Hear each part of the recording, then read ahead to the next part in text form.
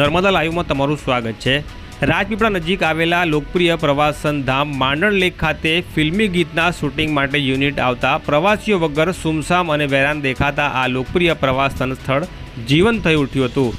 પ્રાપ્ત વિગતો અનુસાર કોઈ આલ્બમના શૂટિંગ માટે કલાકારો અને તેમનું ટેકનિકલ સ્ટાફ શૂટિંગ કરતા જોવા મળ્યા હતા। નર્મદા જિલ્લાના રાજપીપળા નજીક જંગલમાં આવેલું માંડણ લેક પ્રવાસીઓમાં ખૂબ જ લોકપ્રિય છે અને અહીંયા મોટી સંખ્યામાં પ્રવાસીઓ રજાના દિવસોમાં ઉમટી પડતા હતા અને કરજણ ડેમના રિઝર્વ વોટરમાં સારી એવી સંખ્યામાં બોટિંગ પણ કરાવવામાં આવતું હતું, જેના કારણે સ્થાનિક આદિવાસીઓને રોજગારી પણ મળી રહેતી હતી। પરંતુ નર્મદા જિલ્લાના વહીવટીતંત્ર દ્વારા પ્રવાસીઓની સલામતીનું કારણ આગળ ધરીને અહીંયા પ્રવાસીઓના આવવા ઉપર જાહેરનામું મૂકી પ્રતિબંધ મૂકી દેવામાં આવ્યો હતો, જેના કારણે પ્રવાસીઓ અને નાગરિકોમાં પણ ભારે કચવાટ ફેલાયો હતો। ત્યારે સત્તાવાળાઓ સમક્ષ ગ્રામજનોએ વારંવાર રજૂઆત કરી કે પ્રવાસીઓને માંડણ લેક આવવા દેવા માટેની મંજૂરી આપવામાં આવે, તેમાં તેમની સલામતીના સાધનોના તમામ પ્રકારના અમે વ્યવસ્થા કરવા માટે રાજી છે। તેમ છતાં સત્તાવાળાઓ દ્વારા તેમની માંગણી ક્યારેય સ્વીકારવામાં આવી નથી। હાલ ઉનાળો શરૂ થઈ ચૂક્યો છે અને ડેમના રિઝર્વ પાણીમાં જથ્થામાં ઘટાડો થયો છે, તેમ છતાં આ સ્થળ પોતાની સુંદરતા હજી જાળવી રાખી છે।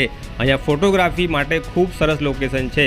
અહીંયા હાલ કોઈ આલ્બમનું શૂટિંગ ચાલતું જોવા મળ્યું, પરંતુ સામાન્ય લોકો અને પ્રવાસીઓને આવતા અટકાવી દેવામાં આવે છે। ત્યારે આ યુનિટને તંત્ર તરફથી કોણે અને કેવી મંજૂરી આપી છે એ બાબતે અમે સ્થાનિક ગ્રામ પંચાયતના સરપંચને ટેલિફોનિક વાતચીત કરતાં તેમણે કોઈપણ જાતની મંજૂરી આપવામાં આવી હોવા અંગે પોતે અજાણ હોવાનું જણાવ્યું હતું। આ પહેલાં માંડણ લેક તરફ જતા રસ્તા ઉપર પોલીસ બેરિકેડ મૂકવામાં આવ્યા છે અને જાહેર ચેતવણીનું બોર્ડ પણ મારવામાં આવ્યું છે। તેમ છતાં આ ફિલ્મી ગીતના શૂટિંગ માટે પહોંચેલું યુનિટ કોની મંજૂરી અને પરવાનગી લઈ ત્યાં પહોંચ્યું છે એ તપાસનો વિષય છે। સ્થાનિક ગ્રામ પંચાયતના સરપંચ અને તલાટી આ બાબતે અજાણ હોવાનું કહી રહ્યા છે। ત્યારે જો ફિલ્મી શૂટિંગ માટે આવતા યુનિટોને અહીંયા આવવાની મંજૂરી આપવામાં આવતી હોય તો સ્વાભાવિક રીતે પ્રવાસીઓને પણ અહીંયા આવવાની મંજૂરી આપવામાં આવવી જોઈએ, જેથી કરીને સ્થાનિકોને રોજગારી મળે અને જિલ્લાના અર્થતંત્રને પણ વેગ મળે।